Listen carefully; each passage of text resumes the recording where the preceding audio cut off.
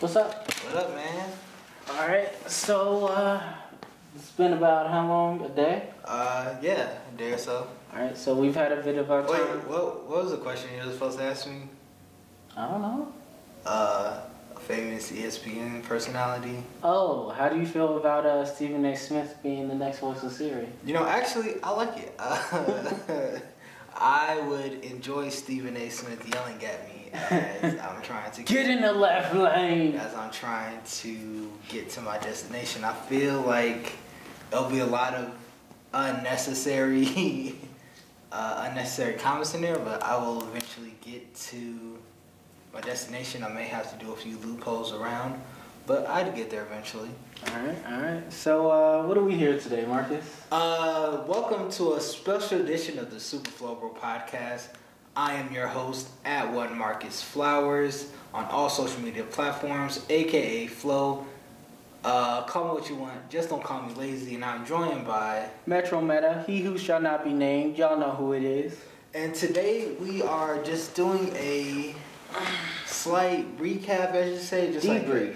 Debrief, yes. Debrief. Debrief. Put a picture of Robert Mueller. Nice case in there. Bam! We're doing a debrief of Denver Pop Culture Con 2019. It is time for the Flow Bros report. You ready for this? Yeah. So let's just get some basic information out the way. So this is the first year that it has been called Denver Pop Culture Con. Now, when they change it from Comic Con to Denver Pop Culture Con, what was your initial feeling? My initial feeling as a person who is more into pop culture than comics, I was rather enjoyed about that. I thought it would be a great mix of the two. I didn't think that it was tarnishing the legacy of Denver Pop Culture Con just because it's only been around for like what, 5-6 years? Six years. Did you think because didn't it start? I'm pretty sure Auntie Juan said it started out as a Star Trek con. I'm not sure what it started out as, but I know this iteration of it started in, I want to say 2011, 2012. Did you think it executed on that vision? I do think that since we're talking about a culture con, I do think it delivered on all bases when it comes to Denver Pop Culture Con. It delivered on the content, which is just not only the vendors, but also the sessions and everything in between, and even like the celebrity appearances. I feel like they really hit their stride with that. Yeah. I would say we'll get into this later, but I think there was one misstep that they might have had. But why don't we do an overall rundown? Let's go day by day. Let's start with the panels. You made a list of the panels? I don't have the list on me, but I did go to the most days I went to the panels was on that first day on Friday. Those were the most interesting ones. I went to marketing for artists and creatives. Now, how'd you feel about that? I actually thought it was pretty good, just because it was more marketing geared towards illustrators and artists. And as myself, I don't consider myself like an illustrator or a painter or anything like that. But as a person who is in the creative space, who is creating content, I feel like that got me out of my comfort zone, and that's just what I need to think about. Marketing, and just when we're talking about content, just thinking about pushing your content out there in different ways. I feel like that was a really great session. That was probably the session that I took the most from.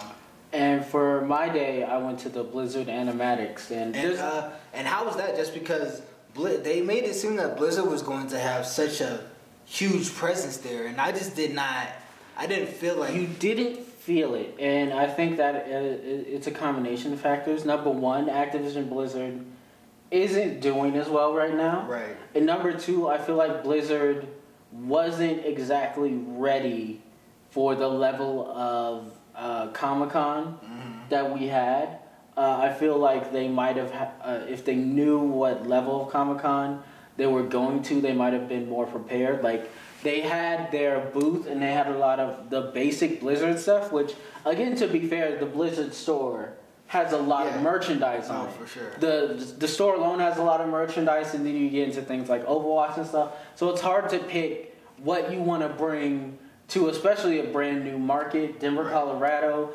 And this market isn't as, I want to say, tested as other markets. Yeah. And I do think that they underestimated that perspective, just because we'll talk about this later. But when it comes to esports, Colorado is a huge esports page. It's an underrated esports community. And one of the things I felt like Blizzard might not have been as prepared for was that, because we've seen throughout the years, especially the first year Overwatch came out, it was super popular, and even now that Overwatch isn't as popular as it used to be, it still has a huge presence in the whole scene. You can see it in the artwork that the artists are making. They make a lot of Overwatch posters, divas all over there. You can see it in the clothing that they're releasing. You can see it in a lot of the costumes. You still see a lot of tracers, a lot of divas, a lot of I saw one summer game, not summer game, and the original anniversary diva, the 60s diva, and a Black Cat diva, and those are some deep cut diva cosplays to be doing. So I feel like Blizzard wasn't ready for that sort of market, so they came in with their steady stream of what they know sells. But this is a market that is more geared towards Overwatch as opposed to World of Warcraft or StarCraft. Yeah, no, I completely agree there. Another session that I attended that first day was the Matrix 20th anniversary, and I thought that was pretty interesting as well, just because when we're talking about such a influential franchise as the Matrix series, and you think that the Matrix was literally ahead of its time, and how just like the writers back then were predicting the future when it came to like wireless and AI and robots, and to see where they were back in 1999 to where it is now, it's just like, wow, you guys were ahead of the curve. And really what they could literally place the Matrix till today and it would still fit, it would still work. And another thing is how when you're plugged in, you have like your social media self and you have like your real life self, and how your persona, and how it's really going to just merge. And so it's eventually going to merge, and it has like the social media self and your real life self should be the same person, but of course we all know those people who are one way online and one way offline. Drake made a whole song. And just how like the two converge or they disconverge. So I thought that was interesting as well. Now, on Saturday, I dragged you down there to go to a panel on the usage of technology and magic and RPGs. Yeah, that was probably the worst. That was literally the worst session I've ever. That was literally the worst 45 minutes I've ever sat through in my life, and that's to give classes, school. And let us give me a brief. When we say RPGs, we're not talking video games. We are strictly starting D&D, which again we'll talk about more later.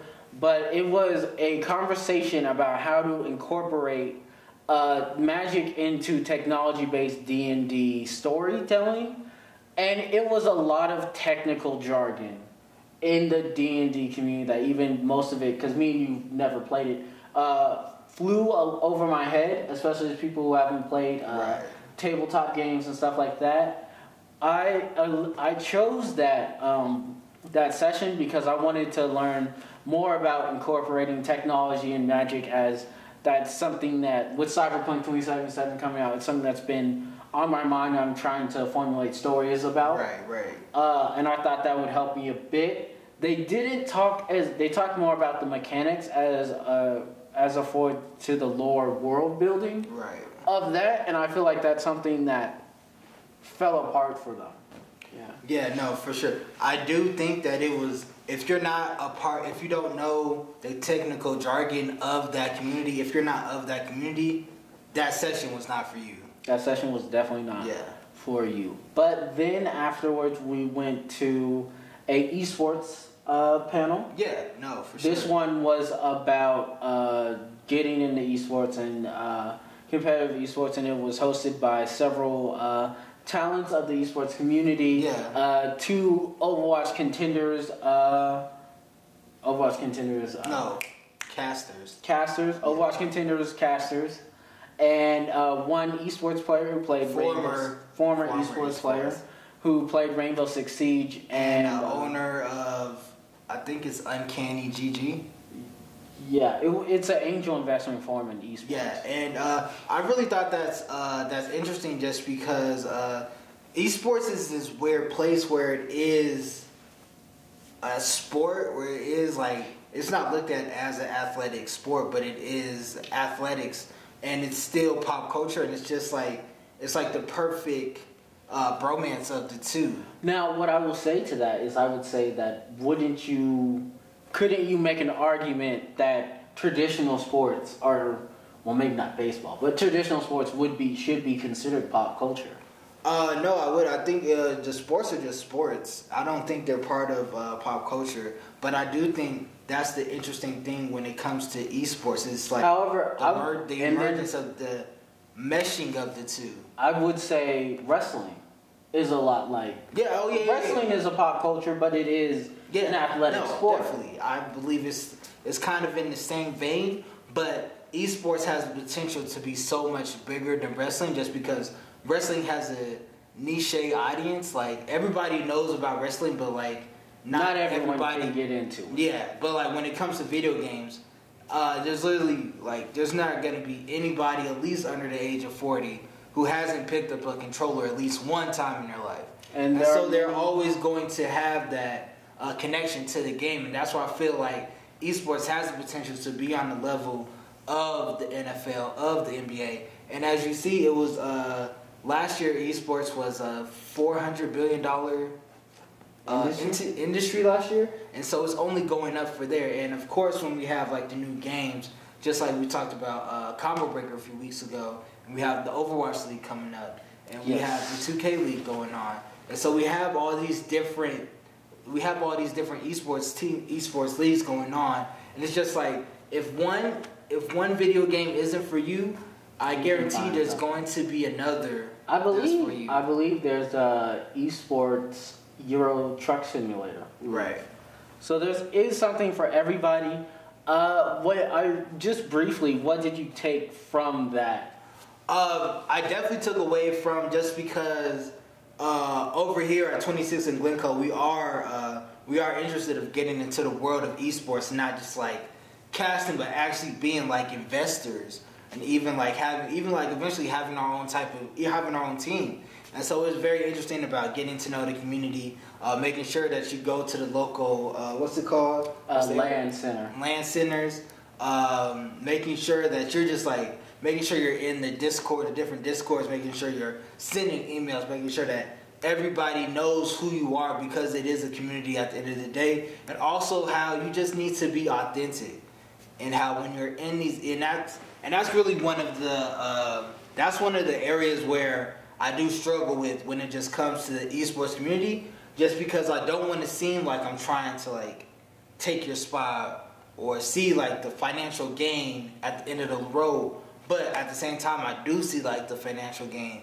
I do see like the end goal. I see like the dollar signs, and it's just like, I have to be able to make sure that I'm still enjoying the game. And if like, you know me, like a few years ago, I was not playing video games at the level that I am now. And so it's just like getting back into video games and playing like God of War for 3 hours a night, playing Mortal Kombat on the Switch, playing Mortal Kombat, buying two copies of the same $60 game on 2 different systems, playing 2K, even actually trying to get MLB to show. And so it's just like trying to immerse myself in a culture that I'm familiar with, but I do enjoy watching like esports. Yeah. And so it's just like, it's the emergence of becoming a fan, and also not becoming an expert, but somebody who's knowledgeable of what they want to get into. Yes. So moving on to our next panel, I would say after that we had, our final panel was the analytics on esports, which is basically... And that was Sunday. That was the only one to a Sunday. Yeah. That was a panel on using AI and technology to better your gaming experience and get better at esports. That I don't think we could pull out as much, because we do not have the talent for Speak for yourself. Marcus, I've seen you game. You don't have the talent. You do not have the talent. I don't need analytics. I have the eye test. Okay. Oh, please. Put me in front of any professional esporter of a game that I play. I guarantee you, I'm gonna win at least one. At least one time. I may not win a whole series, but I can literally win at least one.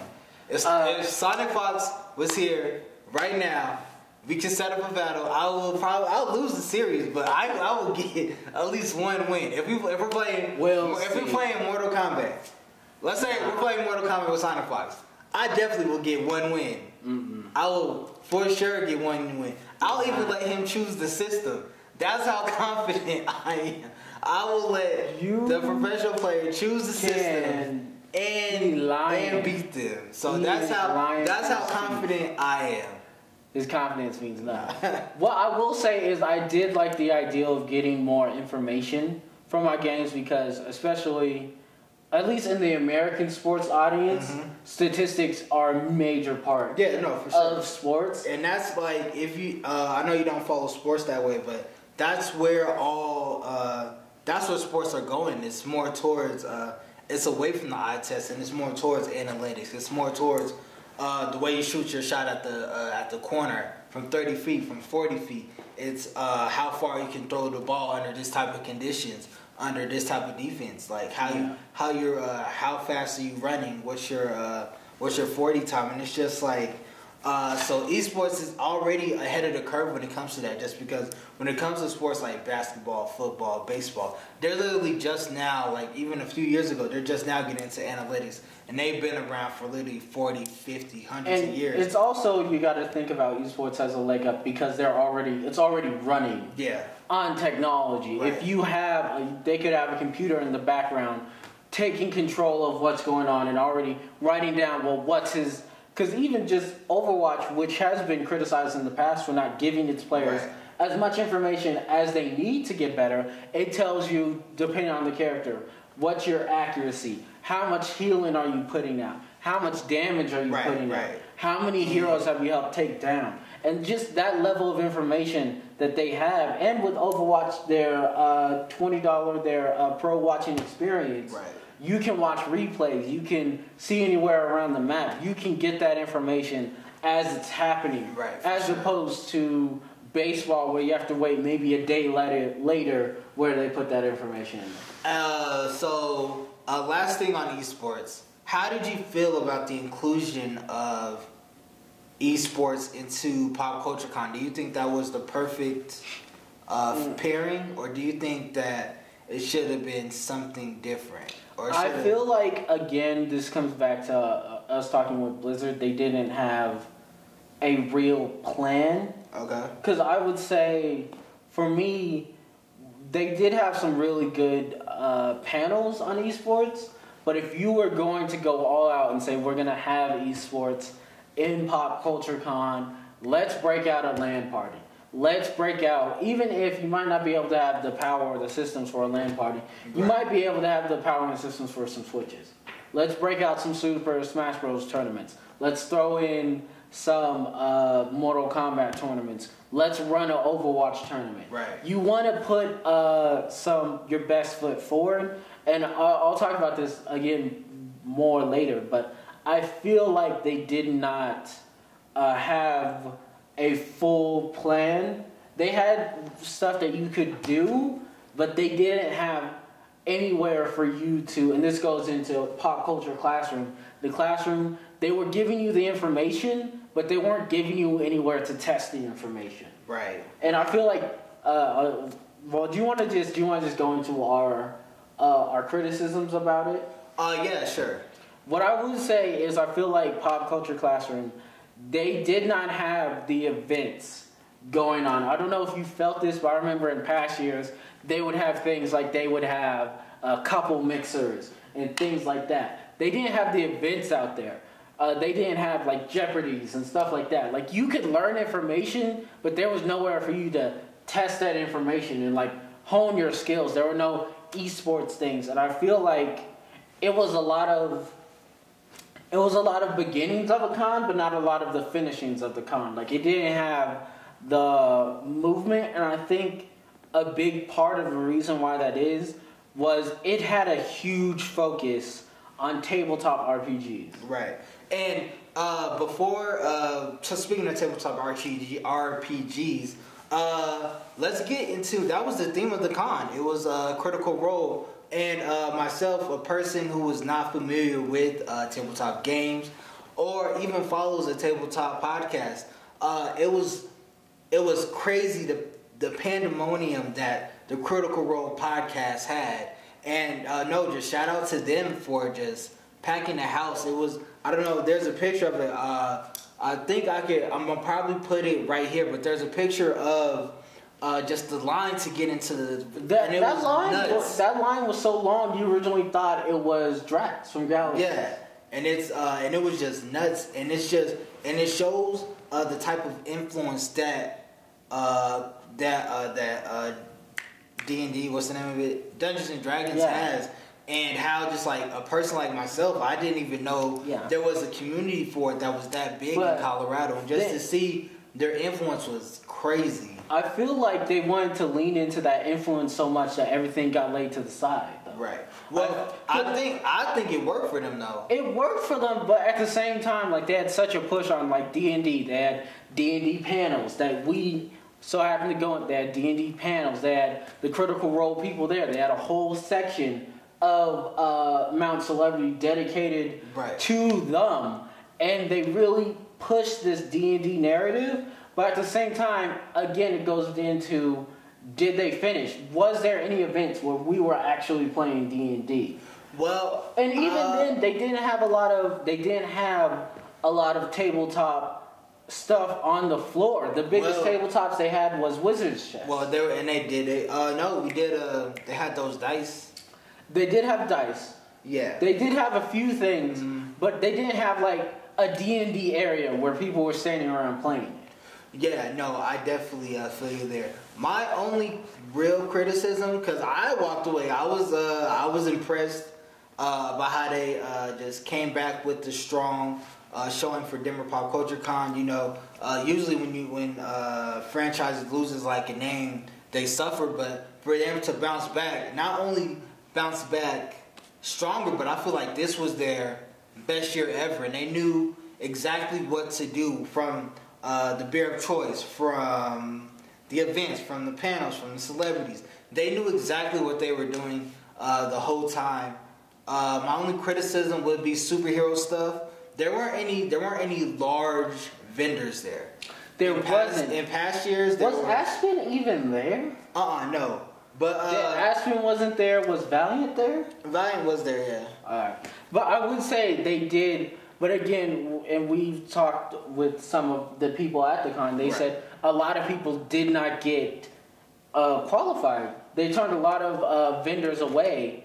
And I think to a certain extent that might have been, it might have been one planning. I don't think they planned it out as well. And it also might have been room, because I feel like what they were trying to do was spread the con out so that it was easier to move. Right. But for me, if I'm at Denver Pop Culture Con, if I'm at the con, I know it sucks that it's hard to move, but that's part of the experience. Yeah. No. But definitely, I feel what you're saying.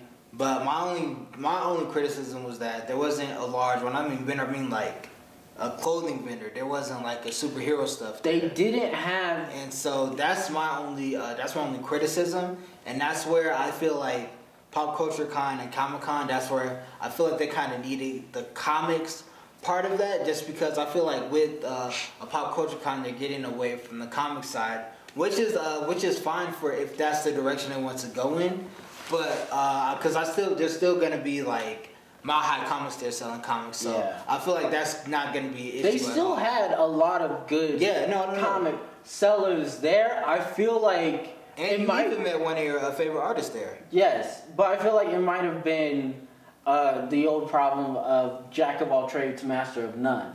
Yeah. Sort of deal. I feel like, with the exception of D&D, they were so focused on getting as much pop culture in there, they didn't get as in-depth with the pop culture as they needed to. Okay.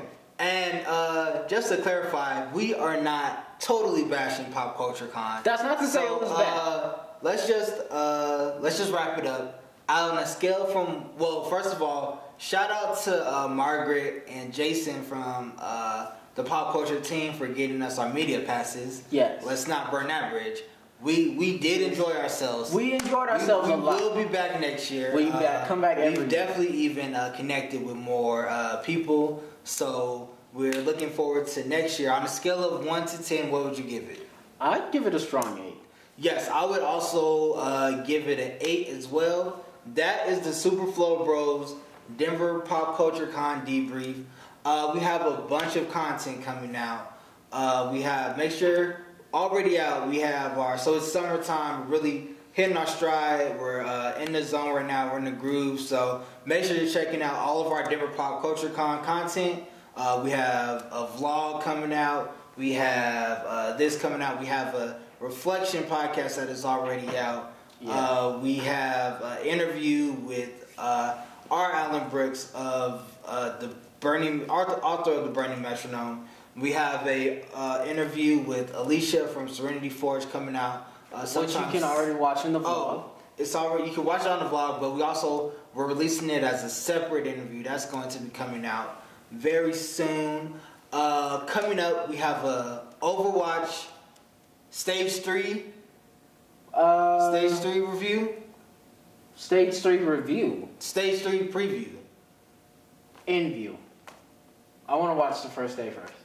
Okay, so be on the lookout for that. We have part 2. I'm sitting down with Jaleesa Williams, and we're talking about her business Soulflower. Be on the lookout for that. We're doing something for Pride Month. I don't want to announce it yet, but we are doing something for Pride Month because we are allies over here at 26 in Glencoe. We have our first wrestling podcast. It's going to be AEW versus WWE. I'm going to be talking to a familiar face. You guys have seen this person before on the 26 in Glencoe network. Make sure you check out our Interracial Dating in Denver, Aisha Curry, The Marathon Continues, mental health, Black mental health awareness. We just have a lot of content. I can't remember right now. But Thank you for listening, watching, however you view 26 in Glencoe. We appreciate it. Make sure you're following us on all social media platforms. At 26NG on Twitter, at 26 in Glencoe on Instagram, at 26 in Glencoe Media Network on Facebook, at 26 in Glencoe Media Network on YouTube. Follow me on all social media platforms at One Marcus Flowers. Follow Morgan on all social media platforms at MetroMeta26. And until next time, peace. Peace.